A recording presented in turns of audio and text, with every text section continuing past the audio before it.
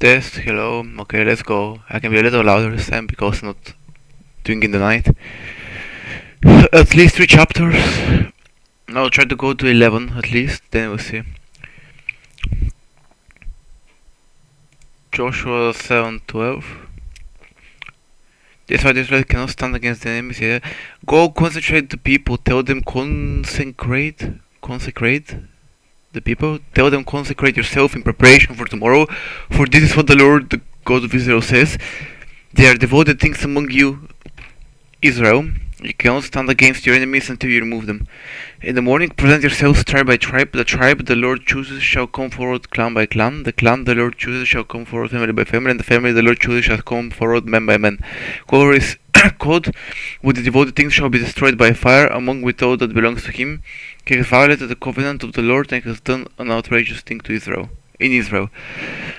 Early the next morning, Joshua had Israel come forward by tribes, and Judah was chosen. The clan of Judah came forward, and the Zerahites were chosen. He had the clan of the Zerahites come forward by the family, and Zimri was chosen. Joshua had the family come forward, and man by man.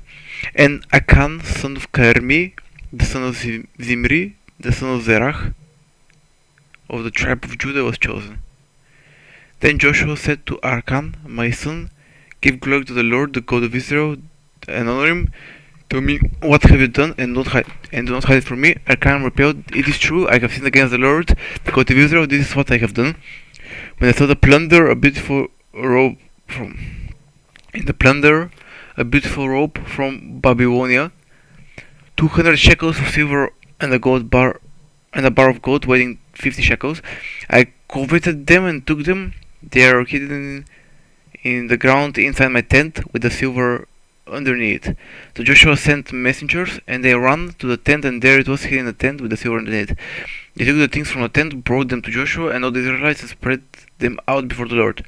Then Joshua, together with all Israel, took Achan, son of Zerach, the silver, the rope, and the gold bar, his sons, daughters, his cattle, donkey, sheep.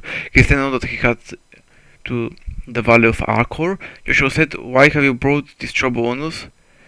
The Lord will bring trouble on you today. Then all Israel stoned him, and after they had stoned the rest, they burned them. Over Achan they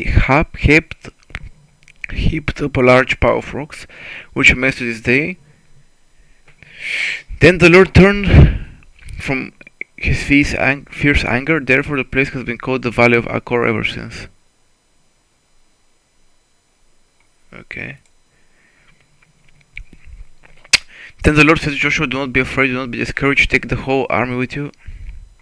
That shit's long. And go up and attack Ai, for I have delivered into your hand the king of Ai, his people, his city, and his land. You shall do to Ai and its king as you do to Jericho and its king, except that you may carry off their plunder and livestock yourselves, set an ambush behind the city. So Joshua and the whole army moved out to attack Ai. He chose 30,000 of his best fighting men and sent them out at night. With these orders, listen carefully. You are to set an ambush behind the city. Do not go very far from it. All of you, be on the alert. I and all those with me will advance to the city, and when the men come out against us, as they did before, we will flee from them. They will pursue us until we have lured them away from the city, for they will say, they are running away from us as they did before. So when we flee from them, you are to rise up from ambush and take the city. The Lord your God will give it into your hand. When you have taken the city, set it on fire. Do what the Lord has commanded you. See to it. You have my orders. Then Joshua sent them off, and they went to the place of ambush and lay in wait between Bethel and Ai, to the west of Ai. But Joshua said, spend the night with his people. Early the next morning, Joshua mustered his army, and he and the leaders of Israel marched before them to Ai. The entire force that was with him marched up and approached the city and arrived in front of it. They set up a camp north of Ai, with the valley between them and the city. Joshua had taken about 5,000 men and set them in ambush between Bethel and Ai to the west of the city. Joshua had taken about 5,000 men and set them in ambush between Bethel. Okay, so the soldiers took up their position with the main camp to the north of the main city and the ambush to the west of it. That night Joshua went into the valley. When the king of Ai saw this, he and all his men of the city hurried out early in the morning to meet Israel in battle at a certain place overlooking the Arabah. But he did not know that an ambush had been set against him behind the city. Okay, what the fuck are you doing? Like, you have a city, man. Don't you have like people there looking? How do you set an ambush behind the city, man? Like, what the fuck? Bitches be tripping type shit. What the fuck? Oh, what else? Joshua and all Israel let themselves be driven back before them, and they fled towards the wilderness. All the men of Mai were called to pursue them, and they pursued Joshua and were lured away from the city. Not a man remained in Ai or Bethel who did not go after. Okay, let me look on Google Maps, this motherfucker. What's the name? Ai. AI, but AI, bro, what the fuck? Where the fuck is Jericho? Is here? So is AI here?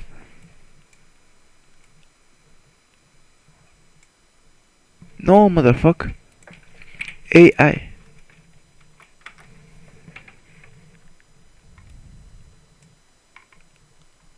What's the other city name? Bethel.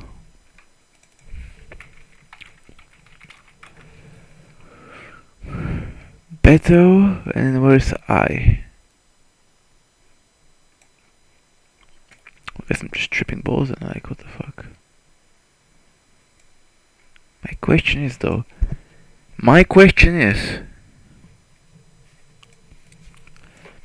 which part is Israel and which part is Gaza?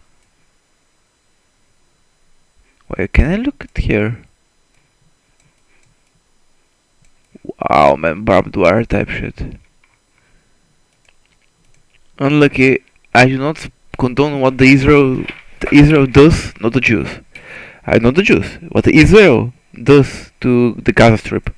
That shit is low-key genocide, bro. You can't just nuke hospitals and shit. That's like fucking stupid, man. Like, I don't understand why don't they just leave the fucking people? Like, leave them be. I mean, I know that they did some terrorism, but like, you don't have to shoot them with a pistol in the face when they have fucking chopped your arm off. You know what I'm saying, bro? That's wacky, bro. Whatever, I kept reading. Who did not go after Israel. They left the city open and went in pursuit of Israel. Then the Lord said to Joshua, hold out towards Ai the javelin that is in your hand, for into your hand I will deliver the city. So Joshua held out toward the city the javelin that was in his hand. As soon as he did this, the men in the ambush rose quickly from their position and rushed toward. They entered the city and captured it, and quickly set it on fire. The men of Ai looked back and saw the smoke of the city rising up in the sky, but they had no chance to escape in any direction. The Israelites who had been fleeing towards the wilderness had turned back against the pursuers. For when Joshua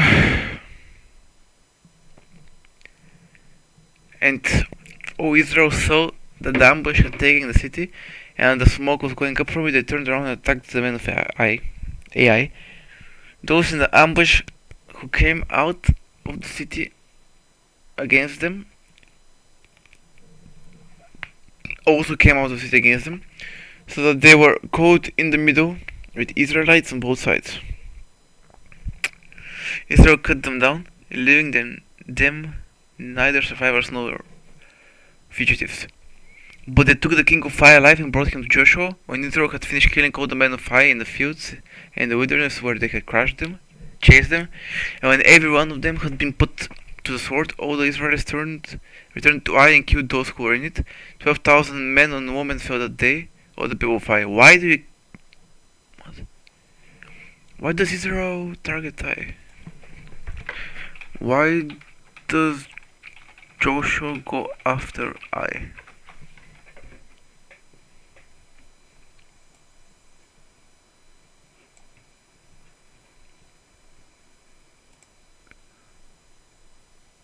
Why?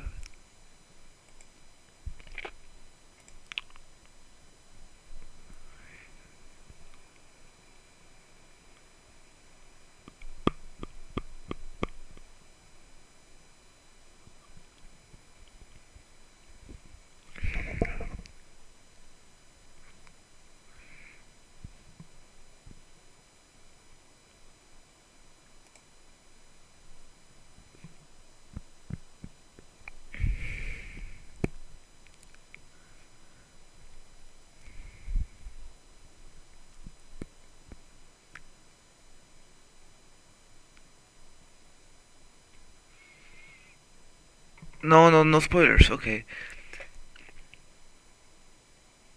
Thank you, David Wittenberg. David Wittenberg, I thank you humbly for this stuff. I respect your answer. I don't see any sense into it for why you should pillage random fucking cities because it's a promised land.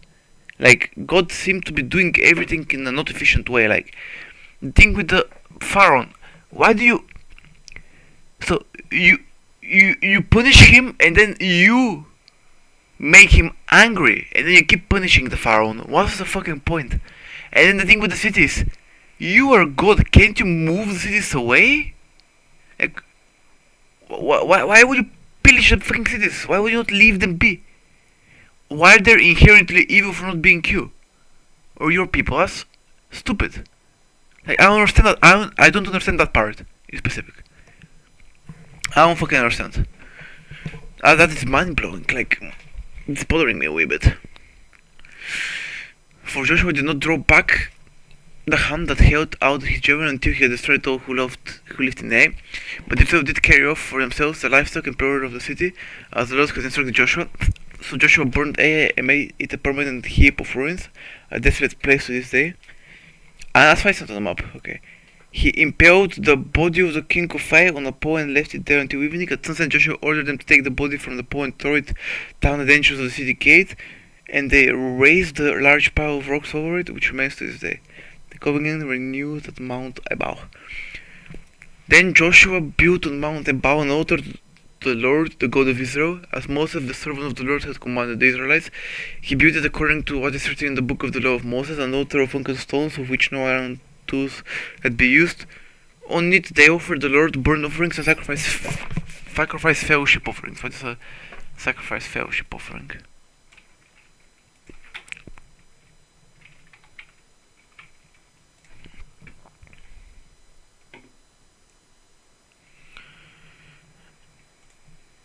New work, okay, something like that. Okay.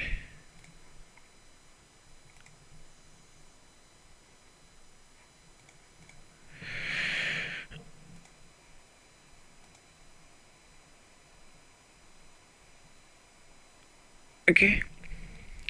This as well will be in the sources. Thank you, medium.com, for answering my question.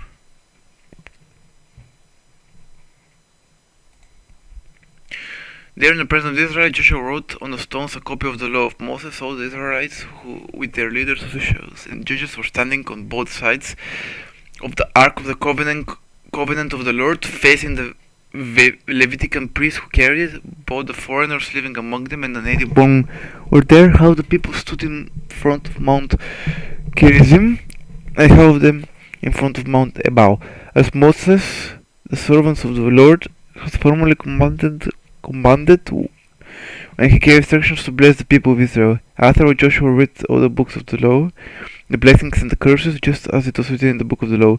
There was not a word of all that Moses commanded that Joshua did not read to the whole assembly of Israel, including the women and children and the foreigners who lived among with them.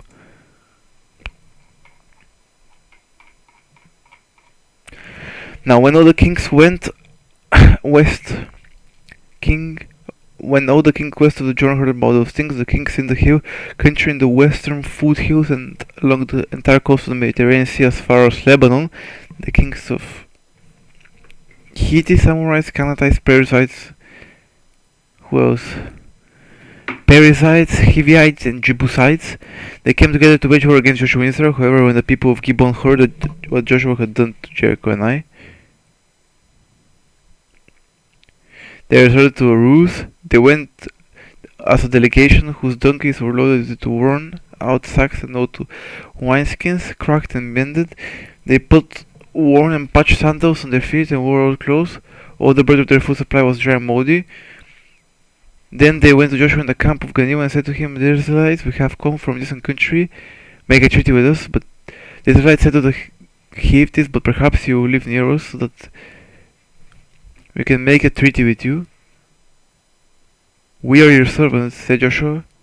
They said to Joshua, but Joshua asked, "Who are you and where do you come from?" They answered, "Your servants have come from a very distant country because of the fame of the Lord your God, for we have heard reports of him, all that he did in Egypt, and all that he did to the two kings of the Amorites east of the Jordan, Shinon king of Heshbon and Og the king of Bashan, who reigned over Ashtaroth, and the elders and our elders, and all those living in our country said to us, Take provisions from your journey, go and meet them and say to them, We are your servants, make a treaty with us. This bread of ours was from when we packed it at home, and the day we left it came to you, but now see how dry and moldy it is." Holy shit! Fucking bastards!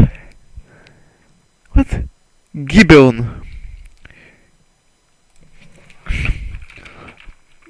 Bible map. Gibeon tribe. Where the fuck is the Gibeon?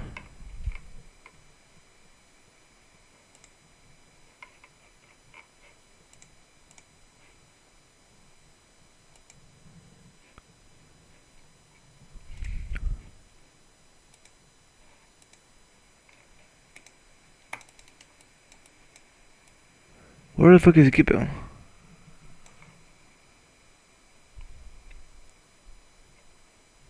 Where is Jericho though? Jericho is here? Where is Gibeon?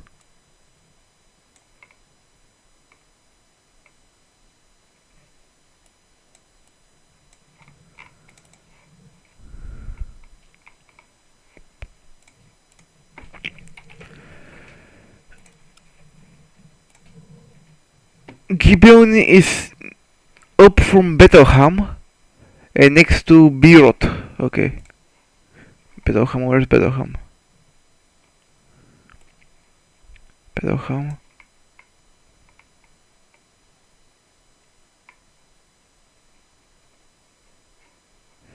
Bethlehem. And Gibeon is up of Mozar and next to Ramah.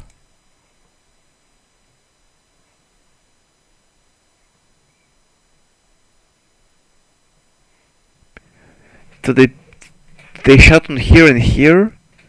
Came from here, shot on here and here.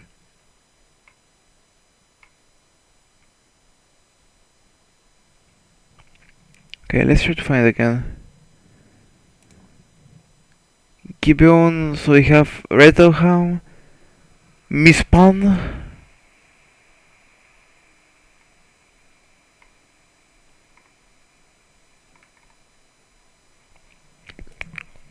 Do you have like what? Enrogel, let's try to see Enrogel. Bethlehem.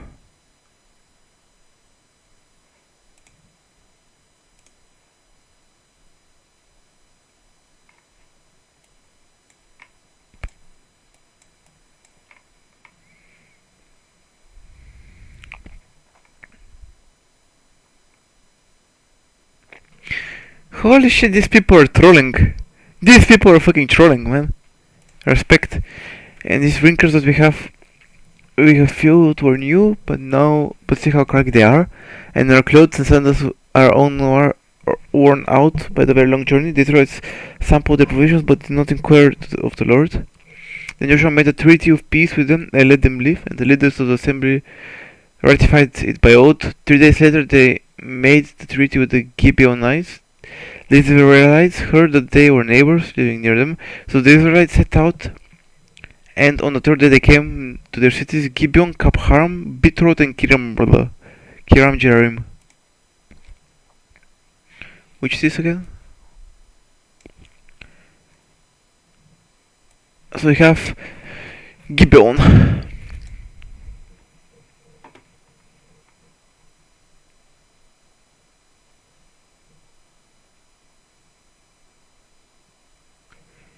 Gibeon.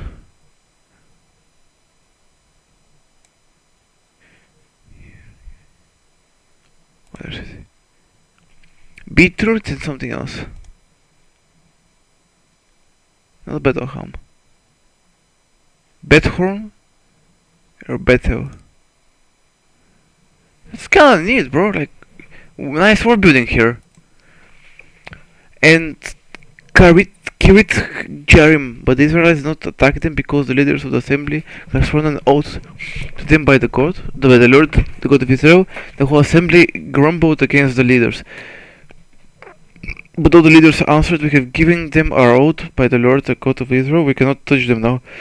This is what we will do to them. We will let them live so that God's wrath will not fall on us for breaking an oath that was to them." They continued, "Let them live, but let them be woodcutters and water carriers in the service of the whole assembly." So the leaders promised them was kept.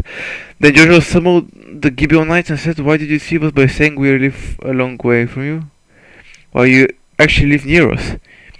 You're now under a curse. You'll never be released from the service as woodcutters and water carriers for the house of my God." They answered, "Joshua, your servants were clearly told how the Lord your God had commanded his servant Moses to give you the whole land and to wipe out its inhabitants from before you. So we feared for our life because of you. That is why we did this. We are now in your hands. Do to us whatever seems good and right to you." Okay. Gibeons are based. The Gibeonites are based. Like, you see all these miracles and shit that's happening, of course you're gonna try to butter up the fucking big party that has to do the miracles. That's respect for the Gibeonites. So Joshua saved them from the Israelites, and they did not kill them. Today he made the Gibeonites woodcutters and water carriers for an assembly to provide for the needs of the altar of the Lord at the place of the Lord, because of the Lord who the Lord would choose. And that is the day and what they are to this day. That is what they are. Okay.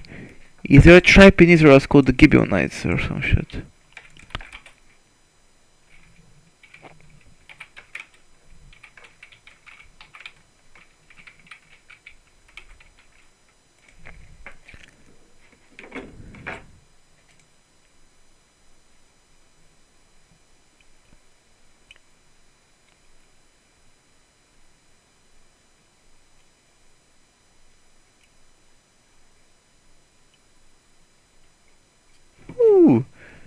Ooh, cooler, very cooler.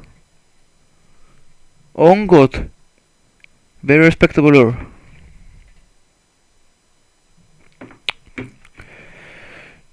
Okay. Now, Adonizedek, king of Jerusalem, heard that Joshua had taken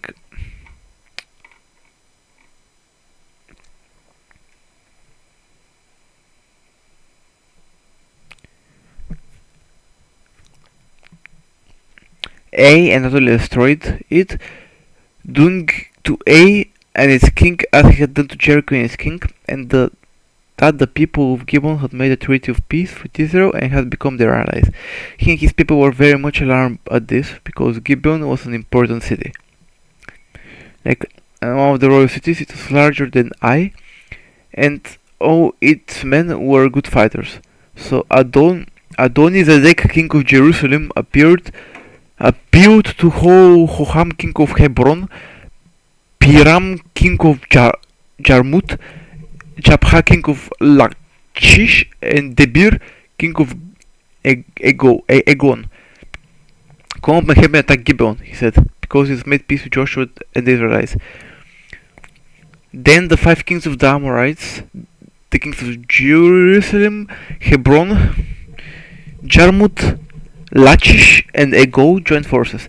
They moved up with all their troops and took up positions against Gibeon and attacked it. The Gibeonites then sent word to Joshua in the camp of Gilgal, "Don't abandon your servants, come up to us quickly and save us." Oh fuck, that's too long. I might do another video today, so it's what I will read until 12. "Help us, because all the Amorite kings from the hill country have joined forces against us." So Joshua marched up from Gilgal with his entire army, including all the best fighting men. The Lord said to Joshua, "Do not be afraid of them. I have given them into your hand. Not one of them will be able to withstand you, my bad." After an all-night march from Gilgal, Joshua took them by surprise. The Lord threw them into confusion before Israel, so Joshua and the Israelites defeated them completely. At Gibeon, Israel pursued them along the road going to Beth Horon and cut them down all the way to Azak and Madadech. As they fled before Israel on the road down from Beth Horon to Azekah, the Lord hurled large hailstones down on them, and all of them died from the hail that were killed by the swords of the Israelites. On the way, the Lord gave the Amorites over to Israel. Joshua said to the Lord in the presence of Israel, "Sun stands still over Gibeon, and you, moon, over the valley of Aijalon."